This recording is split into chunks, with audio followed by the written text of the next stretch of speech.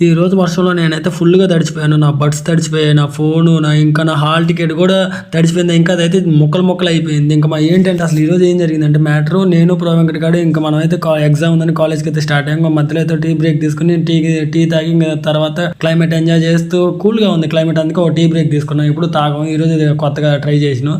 So అయితే ఇంకా నేను ప్రో వెంకట్ గాడు మనం అయితే ఇంకా స్టార్ట్ అయిపోయాం కాలేజ్కి. ఎందుకు కాలేజ్కి వెళ్తున్నాం అంటే ఈ రోజు మాకు సెకండ్ డే ఎగ్జామ్. కాలేజ్కి అయితే వెళ్తున్నాం. క్లైమేట్ అయితే చూడడానికి అయితే చాలా బాగుంది. చూసారా మీరు కూడా చూడండి, క్లైమేట్ అయితే చాలా బాగుంది.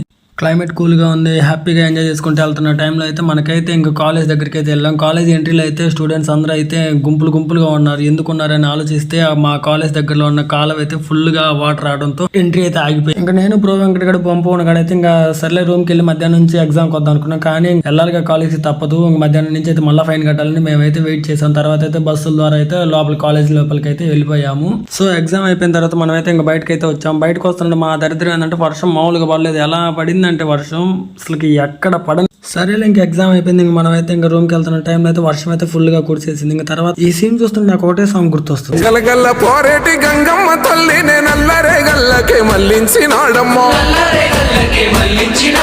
కాళేశ్వరం. ఇంకా అంత వర్షం పడుతుంటే ఇంకా మనం అయితే ఇంక ఈ టనల్ కింద అయితే ఉన్నాం. వర్షం ఇప్పుడు అలా తగ్గేలా లేదని మేమైతే రూమ్ కి అయితే స్టార్ట్ అయిపోయినాం. ఇంకా అందుకే వర్షంలో ఎక్కువ తాడటం వల్ల నా ఫోన్, నా బడ్స్, తర్వాత నా హాల్ టికెట్ అయితే మొత్తం అయితే చినిగిపోయింది. ఇంకా ఫైనల్ గా రేపు అయితే కొత్త హాల్ టికెట్ తీసుకోవాలి.